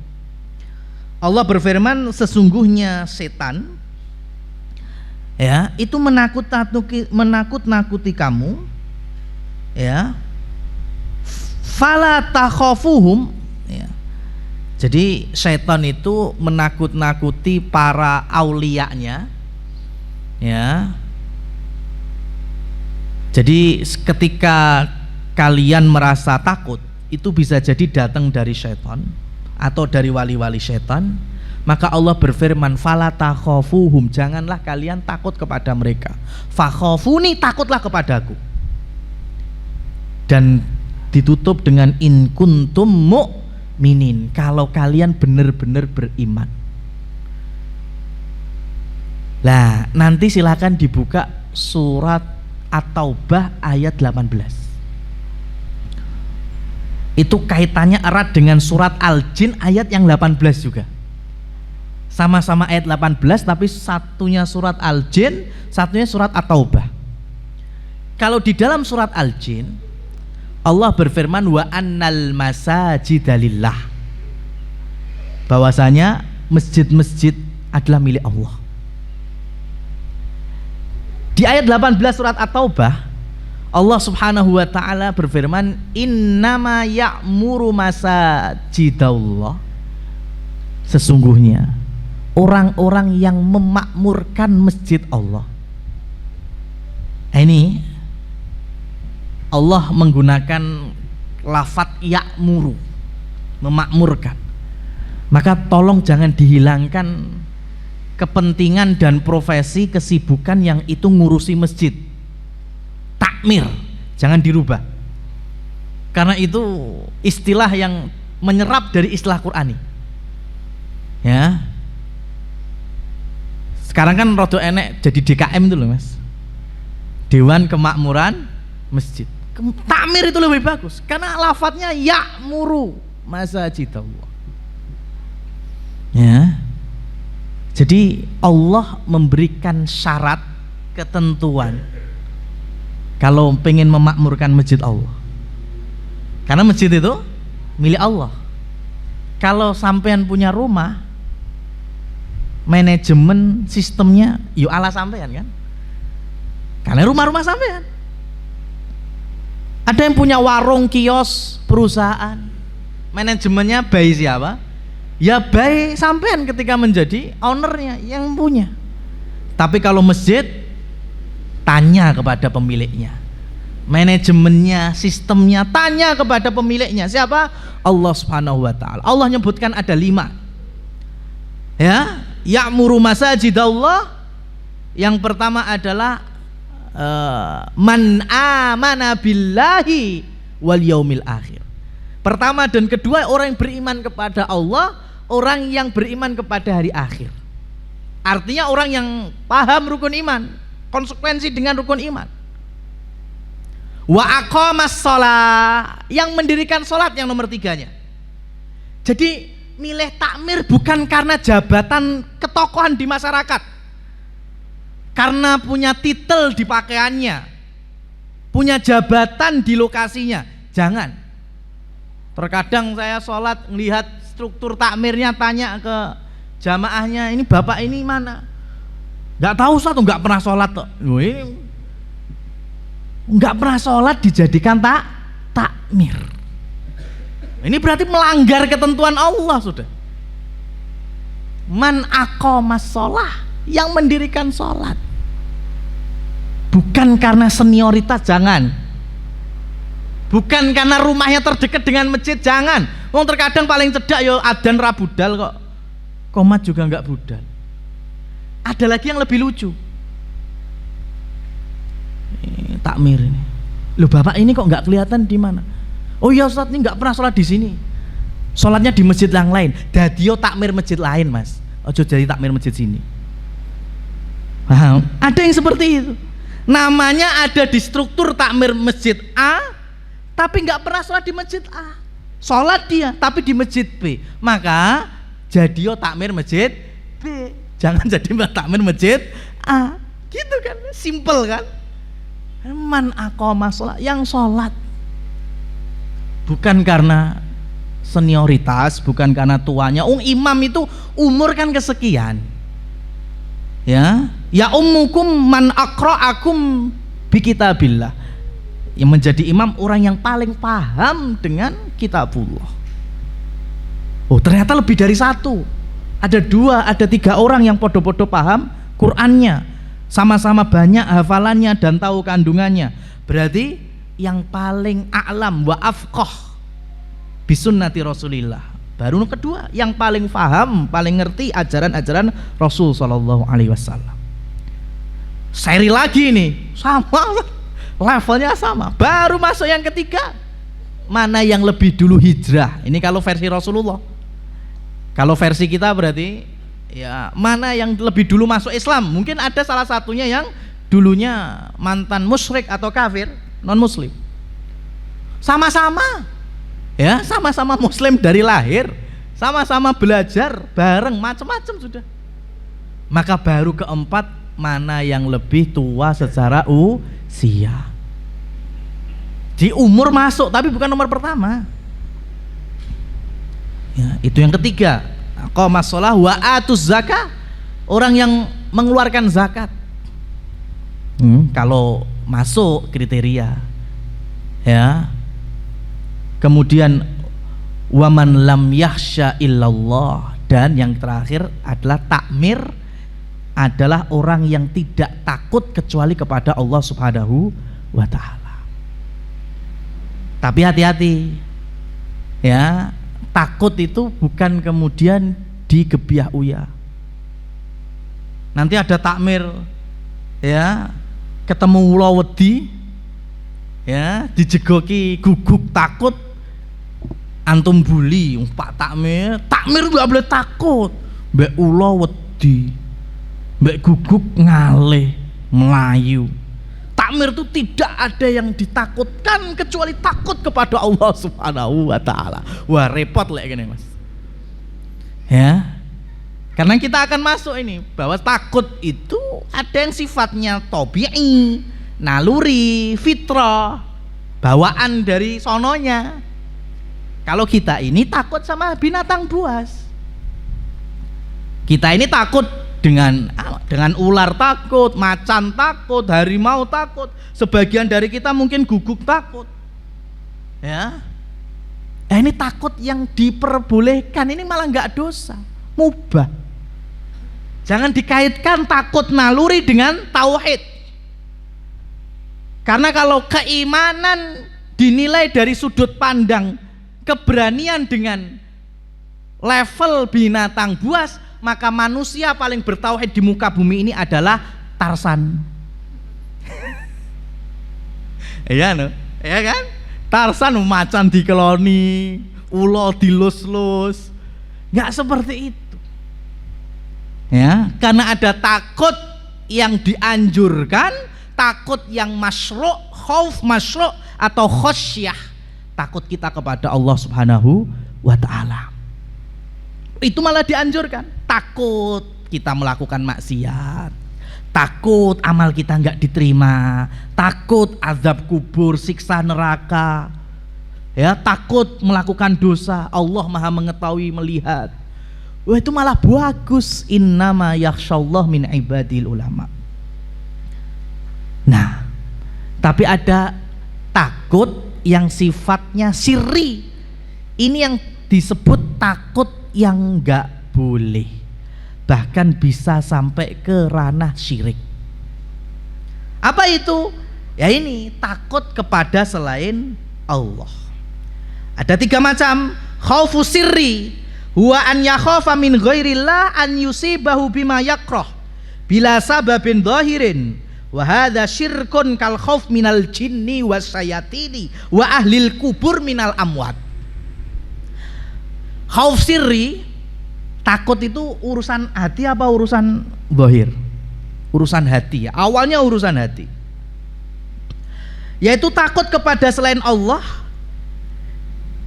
dengan datangnya musibah atau sesuatu yang dia benci ya, bila sababin zahirin, tanpa ada sesuatu yang kelihatan cetha welo-welo ya, dan itu dia yakini datang dari jin atau setan atau ahli kubur atau orang-orang mati yang lainnya. Jadi di sini yang dimaksud yang pertama adalah kalau kita tidak nyebari kembang atau menyembelih di kuburan orang soleh, maka orang soleh itu akan mendatangkan madharat ke kita. Oh, ini udah syirik besar ini. Kalau kita tidak ngelakson, karena kalau sampai nggak ngelakson mesti nanti akan ada musibah menyertai hidup kita. Ini sudah masuk ke dalam syirik berarti ya. Kalau istilahnya nabrak kucing benora untuk musibah diapakno itu, dengan keyakinan itu lek nabrak kucing mesti ada bendune atau balaknya, takut, maka ini masuk ke dalam ranah ini ya. Nah sekarang saya ingin jelaskan bahwasanya kita ini lebih dibikin takut dengan wujud setan versi khayalan, was-was, dibandingkan makarnya setan. Padahal yang diperintah oleh syariat menjauhi khotowatis syaiton, langkah-langkah setan, makarnya. Setan punya makar supaya kita ini makan makanan yang haram, contohnya profesi haram. Tapi banyak kaum muslimin biasa aja itu, kerja di tempat haram masih biasa aja, gak ono wedi-wedi nih mas. Allah sudah peringatkan interaksi lawan jenis haram seperti pacaran, tapi lihat itu makar setan itu. Tapi lihat, masya Allah, pinggir jalan sakndaya-endaya pacaran mas, ya apa enggak? Gak ada takutnya makar setan. Tapi kalau sudah kena, mas aja lewat kuburan ngono lho mas, engko mesti enek sing ganduli lho. Aja mbok duding-duding kok ora iso balik ngene. Malah takut. Ya, malah takut. Nah, ini penyakit. Penyakit betul. Harus ditreatment ini. Jangan takut seperti ini. Ya, jangan takut seperti ini. Karena itu semuanya datang dari was-was. Enggak ada dalil kuntilanak, gendruwo, sundel bolong, enggak ada. Tapi kalau yang kita maksud adalah jin, ya memang ada jin. Tapi wujud tuyul, pocong itu kan semua dari was-was turun temurun, yang kemudian kita meyakini ya wujudnya setan ini kaya ngono. Ya apa enggak? Ya. Maka jangan kemudian kita takut lewat kuburan, jangan takut. Budal subuhan ke masjid wedi, cah lanang tangi bengi toilet wedi kan, masya Allah. Hati-hati, takutnya nanti ya meskipun nggak langsung ke dalam bentuk kesirikan, tapi wasilah. Kenapa? Karena setidaknya wasilah ini udah jatuh ke haram. Contohnya subuh nggak mau berangkat, masjidnya ngelewati kuburan, ya kan? Akhirnya dia punya rasa takut lewat kuburan, dan dari rasa takutnya itu menggugurkan dia sholat jamaah subuh di masjid. Jadi haram kan? Ya. Tapi kalau dia punya keyakinan, pokoknya kalau sampai lewat kuburan ini saya tidak kula nuwun, mesti ada bala, mesti ada ujian, berarti sudah masuk syirik. Contoh dunia nyatanya, antum bekerja di suatu kantor yang sholat duhur nggak bisa, nggak ada waktu untuk sholat duhur, terus ada rasa takut pengen sholat, ya kan? Ndak engko kena di SP, ndak engko malah di PHK. Rasa takut seperti ini berarti kan takut selain kepada Allah Subhanahu wa taala. Ini bukan tabi'i ini. Ini sudah ada di ranah keharaman. Kenapa? Karena takut yang bisa menggugurkan kita dari ketaatan. Jadi awalnya mungkin naluri loh, kita di mindset kita dari kecil gendruwo, pocong, kuntilanak. Jadi ketika ada mak bedunduk, kaget. Itu kagetnya masih naluri, Mas. Itu masih tipis-tipis gitu. Tapi kalau kemudian kita pupuk, setiap takut gendruwo, setiap takut pocong, setiap takut, wah ini sudah tadi wasilah menuju kemusyrikan. Ini sebagian ulama malah sudah memasukkan kategori syirik kecil barang ya. Ya, maka diobati. Ya, diobati. Baca kitab-kitab tauhid, ngaji akidah, ya, zikir, doa-doa dan seterusnya itu terus dipupuk. Ya, dipupuk. Ya. Takut sama apa lagi mamanya? Mbak morotua wedi Mas. Ya kalau takutnya takut kalau kita salah ya itu emang kita itu emang kita yang harus memperbaiki diri. Intinya yang sifatnya itu tabi'i, seperti hanya kita takut sama binatang buas. Begini aja. Nyau nyekel pedang ini wedi ora Mas sampean? Takut. Enggak kulino ketemu pedang, ngerti pedang, takut. Pertama kagetnya itu ya jelas tabi'i, naluri. Sah-sah saja. Tapi kalau sudah ada ketentuan, amir kita, penguasa kita sudah mengumumkan kaum muslimin berangkat jihad, perang, gak ada terus alasan kita aku wedi pedang, gak ada. Berarti takut pedangnya sudah gak ketobi lagi, harus dihilangkan ketakutan kepada pedangnya. Gimana? Yo masuk mungkin camp latihan dulu, ya, camp militer dulu, supaya menghilangkan rasa takutnya itu. Nah kita kan kondisi aman, ya kan, nyekel pedang wedi malah golek ceblok piye ngekei jempol sikil malah putul gimana, itu masih naluri, masih hari ini wajar. Tapi kalau kemudian ada peringatan dan ketentuan harus jihad, perang, dipimpin kaum wulatil umur atau penguasa kaum muslimin, berarti kita harus menghilangkan rasa takut dengan pedang itu. Ya. Atau dengan ahli kubur. Ya ini tadi ya sudah ketika kita lewat kuburan. An yatrukal insanu ma yajibu alaihi khaufan min ba'dhin nas fa hadza haram wa huwa munafi li kamali tauhid ka an yatrukas shalah aw da'wah ila Allah aw i'fa al-lihya aw ghairaha minal wajibati khaufan minan nas. Ya ini contohnya, yaitu meninggalkan hal yang diwajibkan karena takut terhadap sebagian manusia. Ya, ketika keharaman dia tinggalkan, ya, dia nafikan, ya, karena kalau bicara haram itu jangan minta izin ke akal, ke logika, mesti kakean alasan. Dosa maksiat jangan sekali-kali kita minta izin ke akal, karena hawa nafsu itu akan memberikan alasan. Contohnya umpamanya wa halallahu al-bai'a wa harrama riba, Allah haramkan riba. Kalau kita tanya ke akal, lho terus piye aku ngopeni keluarga? Kan mencari nafkah pahala, ibadah. Ya kan? Ada alasannya. Ya. Kemudian pacaran tadi kita singgung. Bahkan bukan karena anaknya yang pacaran, orang tuanya yang disetujui.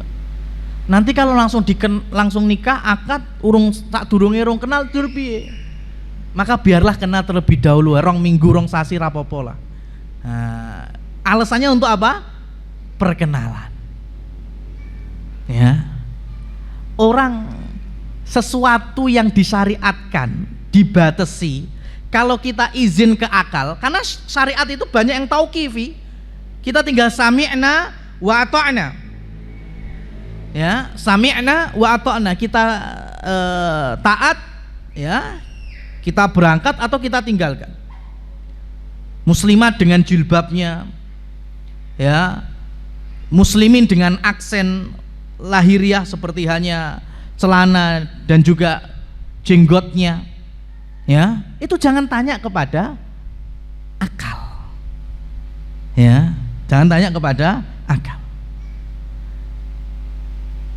Ada kriteria salafus soleh para sahabat yang mungkin nyaris tidak kita miliki hari ini.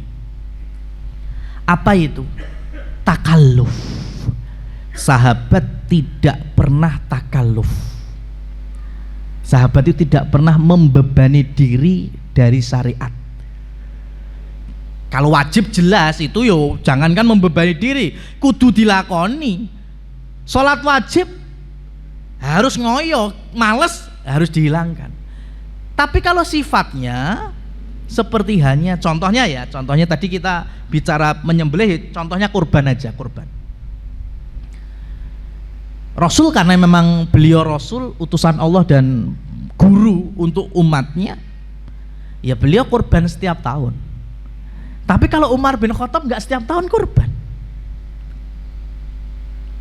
Dibilang Umar miskin kan enggak. Tapi karena ada alasan. Ketika di hari-hari itu atau di bulan-bulan Dzulhijjah beliau punya duit untuk korban, beliau beli hewan korban. Tapi ada saatnya ketika beliau mungkin di Dzulqa'dah punya duit itu, Dzulhijjah ketemu perkara yang kemudian nggak bisa korban, beliau nggak korban.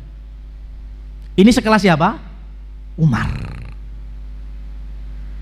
Tapi kita hanya karena ngepeng nih korban, muncul arisan kurban. Saya bilang bukan patungan loh ya, arisan. Lek patungan kan beda. Ya, sapi siji disengkuyung wong pitu kan itu patungan namanya. Pirang persen, pirang rupiah gitu. Itu patungan. Yang saya maksud arisan. Sebulan 50.000 ya per jamaah. Ketemu untuk 20 jamaah berapa jadinya sebulan? Ketemu berapa mas? Duitnya loh, 50 ping 10 500.000 ya? 500.000. Berarti kalau 10 bulan berapa? 5 juta. Ya enggak? 5 juta rupiah. Berarti setiap tahunnya terkumpul, ya kan, 10 bulan itu terkumpul 5 juta. Kalau dibelikan kambing setidaknya dapat 3 kambing atau 2 kambing lah ya, 2 kambing. Lah tahun ini yang korban siapa? Tadi kan orangnya 20. Ya wong loro dari wong 20 kuwi. Lah sisanya kapan? Ya tahun depan lagi. Sisanya lagi tahun depan lagi. Kenapa? Karena pakai program arisan kurban. Ini takalluf namanya mas. Tapi tolong jangan salah pahami, saya tidak mendonkan yang mau kurban. Artinya sampean nabung sendiri, kemudian kau ketemu 3 juta kemudian beli kambing silahkan, ketemu 20 juta beli sapi silahkan, ya. Tapi ada sebagian kita karena ngoyo akhirnya kena ditakalluf. Ada muslimat nabung untuk haji berdua sama suaminya bertahun-tahun belum kumpul sampai akhirnya suaminya wafat. Gak duwe anak lanang, gak duwe mantu lanang, gak duwe dulur lanang, gak duwe paklek, nyaris gak punya mahram. Padahal tabungannya sepeninggal suaminya malah cukup di budal dewe. Untuk apa? Haji. Padahal muslimat itu kalau safar di Indonesia ke Mekah itu safar namanya. Enggak boleh safar bagi muslimat illa ma'adhi mahram, kecuali harus ada mahramnya. Berarti dia wajib haji apa enggak? Punya duit loh. UNH plus kuat. Wajib haji apa enggak? Enggak. Kenapa? Karena dia enggak punya persyaratan untuk membawa dirinya ke haji. Tapi lagi-lagi setan bikin takalluf, ya, memberanikan diri, memberatkan diri, akhirnya, yuk aku sedih duit masuk ora kaji, saya mampu harta. Akhirnya disepakati digekne surat mahram abal-abal. Gitu Mas. Padahal sudah nggak wajib baju, nggak punya mahram, kecuali kalau ada mahram nanti silakan berangkat. Dulu itu orang kalau haji kan duit-duit 20 juta, 20 juta tunai, daftar masuk list antrian. Apa semua kaum muslimin punya 25 juta cash saat itu? Enggak Mas. Tapi dilihat ini sama lembaga keuangan tertentu kerjasama sama Departemen Agama, pasar ini, ya kan? Sudah muslimin nggak usah selawe yuto tunai, nggak usah, bayar wae 5 juta ke kita, bayar bawa 25 malah sing jujuk kok 5 juta kok, 20 jutanya bawa pulang aja, bisa buat muter, buat bisnis, buat tuku sapi, buat apa, 5 juta saja kita uruskan nanti, ya kita lunasi dulu, kita talangi, kita daftarkan, kita masukkan antrian. Akhirnya kalau 5 juta kaum muslimin banyak enggak? Banyak yang daftar.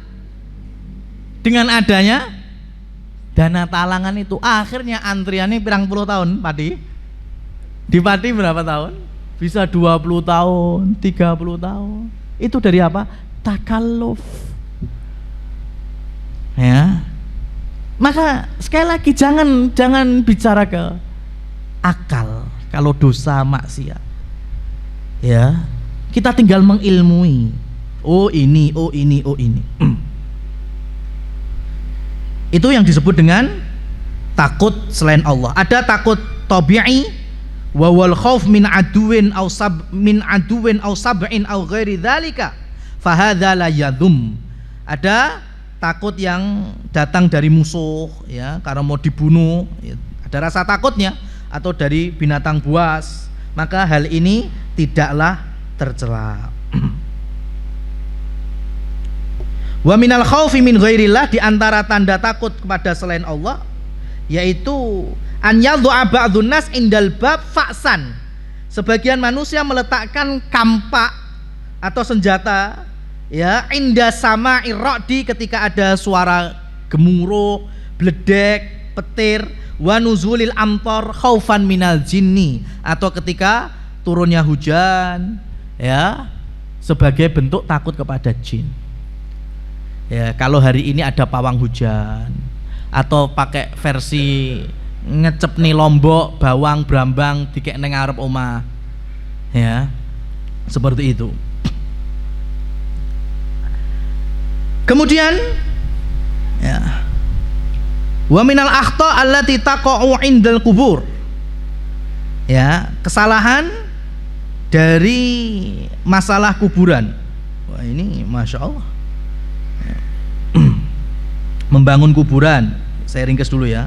Membangun kuburan, kemudian sengaja untuk ziarah kubur Nabi SAW, kemudian keyakinan kalau berangkat haji maupun umroh, kalau belum ke kuburnya Nabi belum sah.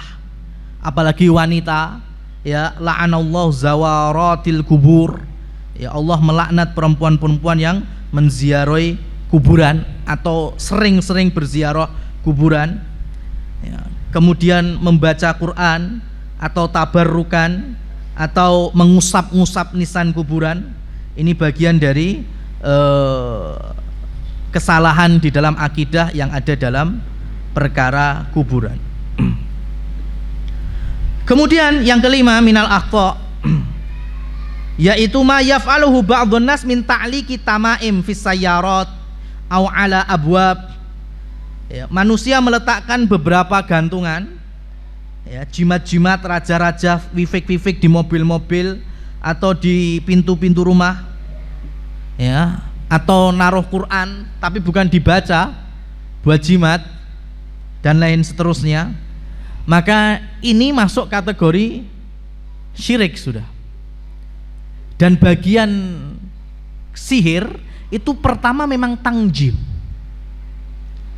Ya, ini kalau saya boleh ngasih urutannya ya. Urutan pertama itu tanjim. Orang itu kalau pengen jadi dukun, itu mesti urutan pertama itu tanjim. Tanjim itu apa? Astrologi. Bukan astronomi ya, tapi astrologi. Maka kalau ini sukses, nanti masuk ke huruf. Huruf itu abjadun, ya, abjad. Jadi urutan huruf Arab hijaiyah itu bukan alif ba ta dulu awalnya, abjadun. Itu ada yang sifatnya ilmiah, ya, sifatnya ilmiah, seperti masjid yang dibangun oleh Syekh Nasiruddin Syekh Abdurrahman As-Sa'di. Saya punya catatan dari Syekh Utsaimin, ya, Isyarat Anil Alama Abdurrahman bin Nasir As-Sa'di rahimahullah tabaraka wa ta'ala. Dan di salah satu risalah ini Syekh Utsaimin menyebutkan, jadi Syekh Nasiruddin Syekh Abdurrahman As-Sa'di rahimahullah ketika membangun masjid, ya, di apa istilahnya, prasastinya itu atau plakatnya itu beliau tuliskan ighfir lana. Ighfir lana. Ini kalau orang nggak mudeng mesti taunya Syekh As-Sa'di sedang memuja Allah, memohon ampun kepada Allah. Ya Allah, ampunilah kami. Padahal kata Syekh Utsaimin bukan itu yang beliau maksud. Beliau itu sedang maksud bahwa masjid ini terbangun pada tahun 1362 Hijriah. Ighfir lana itu barisan hamzah, alif itu, kemudian ghain, fa, ya, ro, lam, nun, itu ada angka-angkanya. Jadi abjadun, saya nggak hafal itu. A itu alifnya 1, ba 2, jim 3, itu terus nanti sampai ratusan, sampai ribuan. Ya, itu ada ilmu ilmiahnya. Tapi sama ahli sihir dan dukun itu juga dijadikan wifik, jimat raja. Biasanya ada kotak dibikin kolom-kolom, ya, nanti dicampur ayat-ayat Allah, kulhu terus enek siji loro jitolo gitu. Atau jenengan kalau biasa lewat jalan ada mobil, ada kaligrafi, haknya gede, ya, kemudian bunderan ada tulisan-tulisan Arabnya, itu wifik gitu. Jangan beli itu raja, syirik. Betul itu. Ya. Itu ahli sihir nomor kedua, tingkatannya itu. Bikin raja, bikin wifik. Itu kalau dukun putih jari nih, itu pakainya ayat Allah, tapi diwolak-walik yang ben nyenengne setan sama jinnya kok. Mamanya innallah syadidul iqab, itu ditulis pertama innallah syadidul iqab, baris keloro diwolak-walik syadid Allah iqab, engko baris ketelu diwolak-walik. Itu semuanya raja, wifik, ya. Apalagi kadang minta darah kita taruh situ, itu bagian dari sihir itu. Tanjim juga gitu. Kita belajar mendung peteng, angin mobat mabit, loh iki meh udan nih. Ini astronomi namanya, enggak apa-apa. Ya. Tapi kalau sudah rasi bintang untuk kelanggengan, percintaan, ya, mahabbah, melet, pengasihan, pesugihan, itu udah astrologi. Itu yang enggak boleh. Ya, jadi kalau rasi bintang ini arah selatan, arah utara, ya itu enggak apa-apa. Sah-sah saja. Seperti tadi Syekh Nasir Abdurrahman As-Sa'di, beliau nulis ighfir lana di plakat masjid beliau, itu bukan maksudnya ya Allah ampuni kami, enggak, itu angka menunjukkan. Masya Allah ya, ulama itu sampai segitunya ngasih kode itu. Tahun ini dibangunnya masjid ini. Itu enggak apa-apa, ini masih ilmu yang dibolehkan. Makanya Imam Ibnu Qayyim lagi-lagi menyebutkan, ketika kita mengenal tauhid, di antaranya asma wa sifat, ini menjadi aslul ilmi, sumber dari semua ilmu. Sumber dari semua ilmu. Contohnya ya, saya tutup kajian di poin ini aja.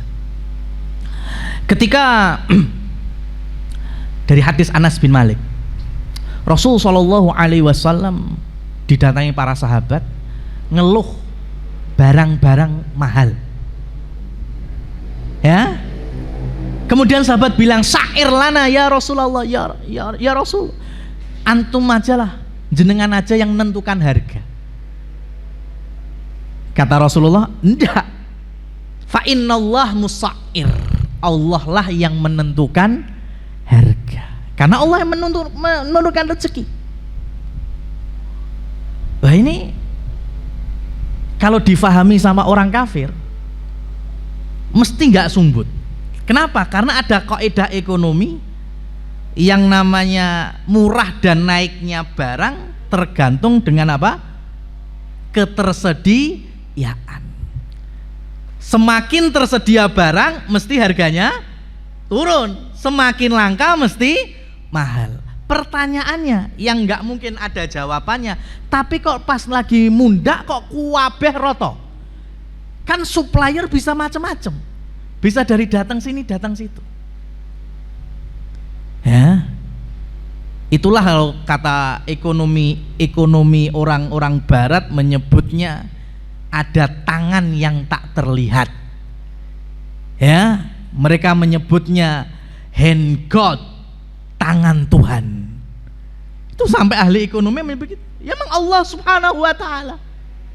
Ya. Kenapa? Karena para ulama, para tabi'in menyebutkan kalau seandainya habbah, sebiji gandum saja harganya 1 dinar, enggak apa-apa. Yang penting saya bertakwa dan tawakal. Kenapa? Ya, karena yang beri ini mahal, ini murah, tetap satu zat yang ngasih rezeki, yaitu Allah Subhanahu wa taala. Orang kaya punya duit, kalau nggak dikasih rezeki iso tuku, ora mungkin tuku. Wong melarat lah, emang Allah berikan rezeki mampu beli, bisa kebeli. Haji itu enek uang sugih sundul langit, Mas. Tapi kalau nggak Allah bukakan hidayah, orang iso mangkat haji kok. Orang yang pas-pasan nabung puluhan tahun, Allah panggil untuk haji, berangkat. Makanya zamannya Umar bin Abdul Aziz, gubernurnya bilang, wahai khalifah, orang-orang masyarakatmu itu boros-boros. Ya, boros, hidun. Padahal saat itu barang mahal-mahal. Ya, turunkanlah aturan supaya mereka nggak boros-boros. Loh, aku ini khalifah, aku ini ngasih hak ke rakyatku, sing penting mereka mampu beli. Urusan gubernur, urusanmu ngajari rakyatmu adab. Iki sing butuh tuku, sing nggak butuh ya nggak usah boros. Sampai segitunya. Jadi kalau dibilang bahasanya turunkan harga biar kita bisa beli, enggak juga. Ya, mahal sekarang gini, pilih mana? Rego larang tapi iso tuku apa murah kabeh ra sumbut tuku, pilih yang mana coba? Ya. Makanya dulu itu zaman Umar bin Abdul Aziz itu semuanya makmur, tapi satu catatan, semua barang mahal. Semua barang mahal zaman Umar bin Abdul Aziz, tapi masyarakatnya mampu beli. Ya. Jadi jangan minta untuk turun harganya, ya. Tapi bagaimana bisa Allah cukupkan kita? Nah ini dari apa? Allah mu'sir, ya. Allah yang maha menentukan harga. Tapi kan nggak ada di Asmaul Husna kan? Tapi ada di dalam yang lainnya. Dan itu menjadi ilmu ekonomi. Allah itu Al-Khaliq. Ya, jadi ilmu apa? Ilmu biologi, ilmu kemanusiaan. Allah sang pencipta. Coba sekarang ya, ketika malaikat lapor kepada Allah Subhanahu wa taala, ya Allah, telah bertemu 2 air, antara air suami dan air istri. Ya. Karena jadi dulu itu ketika Nabi Adam Allah ciptakan, jadi Allah pupuk, Allah tepuk geger Nabi Adam itu. Karena di tulang punggung kita ini sampai tulang ekor ada namanya tulang sulbi. Disitulah ya Allah memupuk gegernya Nabi Adam sambil berfirman, dari sinilah nanti akan turun anak-anakmu yang soleh, yang mukmin, yang menjadi ahli bahagia, ahli surga. Tepukan kedua sama, Allah berfirman, dari sini akan turun anak-anak turunmu yang menjadi ahli sengsara, ahli neraka karena nggak soleh, nggak beriman. Ya kan? Maka nanti ketika Rasul Isra Mi'raj melihat Nabi Adam kan noleh ke kanan seneng, noleh ke kiri sedih, karena Allah perlihatkan anak cucunya, yang ke kanan ahli surga, yang ke kiri ahli neraka. Pertanyaannya sekarang adalah, kita ini aslinya lebih lama bareng bapak atau bareng ibu? Ya, sebelum saya tutup kajian ini loh, kita ini lama sama bapak apa lama sama ibu? Kita ini lebih lama bareng bapak. Kok bisa? Ini yang di bawah mungkin nggak terima. Kok iso? Yang ibu-ibu mesti ya bareng ibu? Enggak. Jadi ketika bertemunya dua air, anggaplah kita mengenalnya dengan air laki-laki, ya, sperma, kemudian bertemu airnya istri, ya, yang dibuahi sel telur ovum itu. Maka ketika bertemu, malaikat lapor kepada Allah, ya Allah, ini gimana? Kalau Allah berfirman, jadilah segumpal darah, jadi segumpal daging, janin. Kalau Allah Subhanahu wa taala memerintahkan ojo dadek nih, nggak mungkin jadi. Nanti makanya di perempuan muncullah siklus bulanan haid. Ya. Dan ketika Allah sudah berfirman jadekno, idza aradallahu syai'an falyakul kun fayakun. Kalau Allah sudah berkehendak jadi, jadilah. Malaikat susah apa enggak itu? Dari dua air menjadi janin? Mudah, enggak ada susahnya sama sekali. Enggak ada alasan malaikat ketika lapor kepada Allah, ya Allah, ini dua air sudah bertemu. Allah berfirman, jadikan.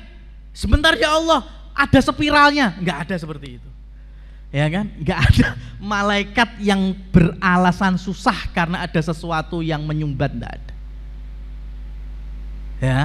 Kalau Allah sudah berkehendak jadi, apapun makar manusia sudah enggak ada apa-apanya di sisi Allah.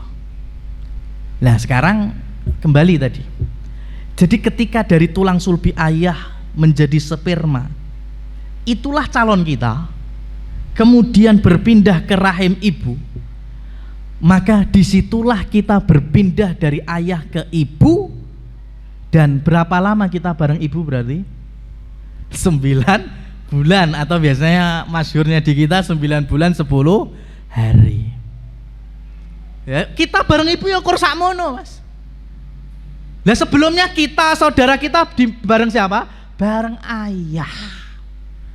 Makanya nasab ke siapa? Ke ayah. Maka dari majelis ini kita harus luruskan, khususnya untuk ibu-ibu, untuk adik-adikku yang perempuan muslimat, mungkin hari ini masih SMP, SMA, ya, belum ketemu jodoh, ya, tapi neng HP nenek foto nih masa sekarang disimpan, bukan diupload. 5 tahun 7 tahun berikutnya ketemu jodoh, Mas. Ya kan? Ketemu jodoh. Laki-laki soleh, berumah tangga, berketurunan, lahir anak. Sansaya suwe, sansaya gede. Iso melaku, iso melayu, iso ngomong, iso buka HP ibuke. Ya. Lihat tuh. Kok ada foto kaya ibuku tapi kok wis rada beda. Iki kok kaya iki luwih langsing, iki kok ora. Namanya anak kecil kan penasaran. Akhirnya tanya betul. Anggaplah nyebutnya mama bapaknya. Ma, ini foto siapa? Ini foto mama nak dulu. Zaman mama masih gadis. Ya. Anak kecil tanya lagi penasarannya. Loh ma, aku kok nggak ada? Tanya fotonya loh. Kok nggak ono aku? Mama ada kok aku nggak ada. Itu yang nggak tahu saya. Dari Sabang sampai Merauke itu jawabannya para ibu-ibu itu meh podo kabeh, Mas. Ya, jawabannya itu nggak jauh beda gini. Nak, kamu memang belum ada karena belum lahir. Kamu masih di sini loh sambil nunjuk wetenge ibu Ya enggak. Rata-rata seperti itu. Ini foto ibunya masih SMA.